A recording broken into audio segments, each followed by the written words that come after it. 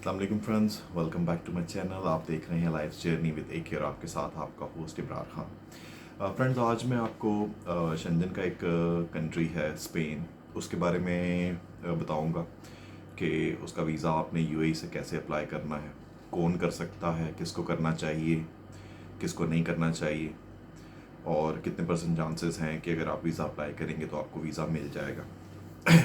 अच्छा, ये one of those countries है जिसमें जो 3 मंथ्स की बैंक स्टेटमेंट को एक्सेप्ट कर लेते हैं। कुछ कंट्रीज़ हैं जो 3 महीने की एक्सेप्ट करते हैं, कुछ 6 महीने की एक्सेप्ट करते हैं। जिस तरह नीदरलैंड्स, स्विट्ज़रलैंड की वीज़ा रेशियोज़ बहुत अच्छी है एशियंस के लिए, लेकिन वो 6 महीने की बैंक स्टेटमेंट मांगते हैं। लेकिन स्पेन उन कंट्रीज़ में है जो 3 महीने की बैंक स्टेटमेंट एक्सेप्ट कर लेते हैं। अच्छा, पहले रिक्वायरमेंट्स देख लें आप कि इसकी रिक्वायरमेंट्स क्या हैं। 6 चीज़ें आपने जो है ना वो इसके लिए इकट्ठी करनी है। 6 चीज़ें आपके पास लाजमी होनी चाहिए, तब आप अप्लाई कर सकते हैं। उसमें वो फर्स्ट, पिक्चर्स आपके पास 3.5 और 4.5 की छोटी पिक्चर होती है, जो फेस जूम होता है 80%, तो वो पिक्चर आपको चाहिए होती है। दूसरा नंबर, आपको एनओसी चाहिए होती है। बैंक स्टेटमेंट 3 महीने की चाहिए। बैंक स्टेटमेंट भी इस तरह होनी चाहिए कि आपकी सैलरी ही उसमें ट्रांसफ़र हो रही हो, आपने कोई उस 3 महीने के अंदर अंदर कोई मेजर फंड्स उसमें ना डाले हों। कोई भी, मतलब जिस तरह आपकी 5,000 सैलरी है तो ये ना हो कि आपने जब अप्लाई किया है तो आप 10-15 हज़ार उसके अंदर डाल के तो आप बैलेंस को बढ़ा लें। ये एक नेगेटिव इम्पैक्ट है, और वीज़ा ऑफिसर को लगता है कि इसने वीज़ा अप्लाई करने के लिए जो है इस बैंक स्टेटमेंट में जो है पैसे डाल के हमें शो कर रहा है कि इस पास पैसे हैं। तो इस तरह की गलतियां मत कीजिए, किया कीजिए। अगर आपने डालने भी हों तो उसकी प्रॉपर जस्टिफिकेशन होनी चाहिए आपके पास कि वो पैसे आपके पास कहाँ से आए। आपने कोई गाड़ी सेल की है, आपके पास कहाँ से आए हैं, वो उसकी प्रॉपर जस्टिफिकेशन अगर आपने डाले ही हैं तो वो कवर लेटर में लिख के साथ में उसका प्रूफ लगा दें। अच्छा, होटल रिजर्वेशन और फ़्लाइट रिजर्वेशन होनी चाहिए। कुछ कंट्रीज़ हैं, जिस तरह पहले इटली जो है वो कंफर्म फ़्लाइट मांग रहा था, और लेकिन ये है कि जब आप अप्लाई करते हैं, अच्छा स्पेन का है, बाकी जिस तरह सारों का ऑलमोस्ट शेंजन के सारे कंट्रीज़ का वीएफएस से होता है, इनका सेंटर सेपरेट है। इनका बीएलएस के नाम से इनका सेपरेट जो आपका ये सारे डॉक्यूमेंट्स कलेक्ट करते हैं, फाइल आपकी कंप्लीट करते हैं और एम्बेसी को भेजते हैं, और आप इन्हीं से जो है पासपोर्ट कलेक्ट करते हैं, या पासपोर्ट आपको घर पे आ जाता है। तो इनका ऑफिस इधर अबू धाबी में, रीमा आइलैंड में है, और जो अबू धाबी और अलाइन के रेजिडेंट्स हैं वो अबू धाबी से अप्लाई कर सकते हैं, बाकी लोग जो है वो दुबई से अप्लाई करेंगे। अच्छा, बैंक स्टेटमेंट का बहुत सारे लोगों का क्वेश्चन होता है कि उसमें बैलेंस कितना होना चाहिए। मैं पहले भी बताता हूँ, और चलें, किसी ने सारी वीडियोस नहीं देखी होती, कोई फर्स्ट टाइम ये देख रहा है। बैलेंस इतना होना चाहिए कि वीज़ा ऑफिसर को ये पता चले कि इस बंदे के पास एक हैंडसम सेविंग है और ये यहाँ पे अच्छा कमाता है, जो ये जाएगा तो जाके वापस आ जाएगा। और जो आप YouTube पे देखते हैं, बहुत सारे कंसल्टेंट्स जो हैं वो आपको दिखा रहे होते हैं कि इसकी ये 2,000 सैलरी थी, इसकी 1,500 सैलरी थी, इसकी 2,500 सैलरी थी, ये देखें इसका यूरोप का वीज़ा लग गया, इसका ये हो गया। सबसे पहले जब आप उन कंसल्टेंट्स के पास जाते हैं ना, तो उन्होंने आपसे अपनी फ़ी चार्ज करनी होती है। उसके बाद वो 50 लोगों पे एक वो तजर्बा करते हैं, उनका अप्लाई करवा देते हैं, क्योंकि फ़ीस ले ली होती है उन्होंने, उनका कुछ नहीं जाता उस चीज़ से। तो उसमें से अगर वो 2 के 4 के वीज़े लगते हैं 50 में से, तो वो उसकी वीडियो जो है वो फेसबुक पे, यूट्यूब पे सारी तरफ लगा देते हैं कि लोग यहाँ से अट्रैक्ट हों और आके जो है वीज़ा अप्लाई करें हमसे, ताकि हम अर्न कर सकें।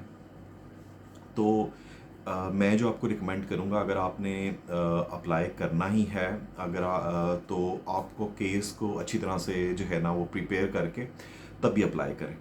सिर्फ वो चांस अवेल करने के लिए वो कोई लाख में से एक बंदा होता है जो चांस अवेल करता है और उसका वो लग जाता है। इस तरह नॉर्मली प्रोफेशनलिज्म है, इस तरह नहीं होता। तो जो है आपको अच्छी तरह से प्रिपेयर करना चाहिए और तब अप्लाई करना चाहिए। अगर आप प्रिपेयर नहीं करेंगे और अप्लाई कर देंगे, रिफ्यूज़ल हो गई, तो उसके बाद आप साल 2 साल भूल जाएं कि आप उसको दोबारा कर सकते हैं। मतलब कहने का मकसद ये है कि जब भी आप दोबारा वीज़ा अप्लाई करेंगे तो आपका पुराना वाला केस जो है वो भी उसके साथ देखा जाता है कि पुराना क्यों रिजेक्ट हुआ था इसका केस।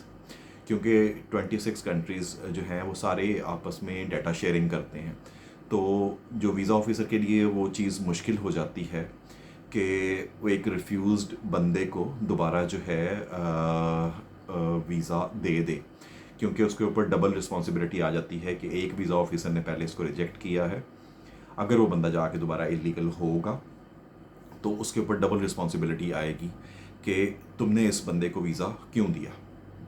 इस वजह से ये मुश्किल हो जाता है, जिसकी जस्टिफिकेशन है मैंने कहा मैं आपको क्लैरिफिकेशन वो भी बता दूं। अच्छा, उसके बाद दो चीज़ें जो हैं आप अपने डॉक्यूमेंट्स में ज़रूर लगाया करें। एक तो डे टू डे प्लान लगा दिया करें कि आप वहाँ पे 5 दिन रहेंगे, 6 दिन रहेंगे, 1 महीना रहेंगे, जितनी देर भी रहेंगे आप अपने प्लान के मुताबिक तो आप वो करेंगे क्या।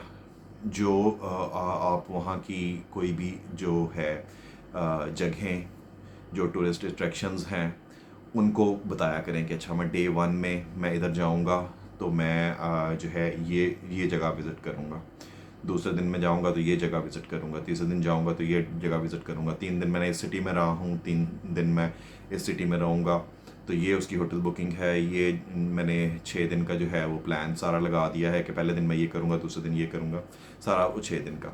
और एक कवरिंग लेटर जिसमें आप अपने आप को जो है अपने बारे में सारा कुछ बताते हैं कि आप कौन हैं, क्या करते हैं, कितने साल से यूएई में रह रहे हैं, कितनी आपकी सैलरी है और आप क्यों जाना चाहते हैं, और इस तरह का मतलब उसको एक कवर लेटर बना के सारा वो जो है एक, क्योंकि इंटरव्यू नहीं होता तो ये एक पॉजिटिव चीज़ होती है कि कवर लेटर, अगर आपका वो वीज़ा ऑफिसर वो कवर लेटर पढ़ता है तो उसको थोड़ी सी आपके बारे में समझ आ जाती है कि ये बंदा क्या कहना चाहता है। तो बस यही चीज़ें हैं। अच्छा, अप्लाई किसको करना चाहिए किसको नहीं करना चाहिए, जिसका तो आजकल के सिनेरियो में जिसका फर्स्ट टाइम है, अगर तो उसका केस स्ट्रॉन्ग है, उसके अकाउंट में 25-30 हज़ार दिरहम पड़ा हुआ है, सैलरी 5000 प्लस है, तभी वो अप्लाई करे। अगर रिफ्यूज़ हुआ है कहीं और शेंजन से तो आजकल स्पेन में अप्लाई ना करें। अगर फर्स्ट टाइम केस स्ट्रॉन्ग है तो स्पेन वीज़ा दे देता है। सेकंड टाइम अगर आपका केस बहुत ज़्यादा स्ट्रॉन्ग भी है तब भी जो है मुश्किल से देता है वीज़ा स्पेन। इनके पास इतना रश नहीं होता, आपको अपॉइंटमेंट भी इजी मिल जाती है और सेंटर में भी जब आप जाएंगे आपके अपॉइंटमेंट पे 1 या 2 लोग होंगे और आपको इजीली जो है आप अपने फिंगरप्रिंट्स वगैरह दे के उनको डॉक्यूमेंट सबमिट करवा के आ जाते हैं। और दूसरा ये कि ये आपसे कोरियर चार्जेस ले लेते हैं, और अगर आपका जो है वीज़ा लग जाता है तो आपको कोरियर के थ्रू आपका पासपोर्ट जो है घर पे आ जाता है। और अगर आपका वीज़ा नहीं लगता तो फिर आपको जाके जो है वहाँ पे साइन करके तो अपना वो वापस लाना पड़ता है पासपोर्ट, क्योंकि फिर उनकी रिस्पॉन्सिबिलिटी होती है कि आप उसको वो साइन करें कि आपका रिफ्यूज़ल लेटर। तो फ्रेंड्स, कोई भी चीज़ अगर आप मेरे से पूछना चाहते हैं आप पूछ सकते हैं। कोई भी, मैं कोशिश करता हूँ कि जितने भी लोग हैं जो भी क्वेश्चंस करते हैं मैं उनके प्रॉपर उनको रिप्लाई करूँ, जवाब दूँ, और ट्राई करता हूँ कि हर किसी की हेल्प कर सकूँ। तो किसी को भी कोई चीज़ क्लियर ना हो तो उनसे पूछ सकता। और चैनल को अगर आपने सब्सक्राइब नहीं किया और अब तक यहाँ तक मेरी आप वीडियो देख रहे हैं तो काइंडली चैनल को भी सब्सक्राइब कर दें। थैंक यू, फिर मिलते हैं किसी नई वीडियो में। Thank you.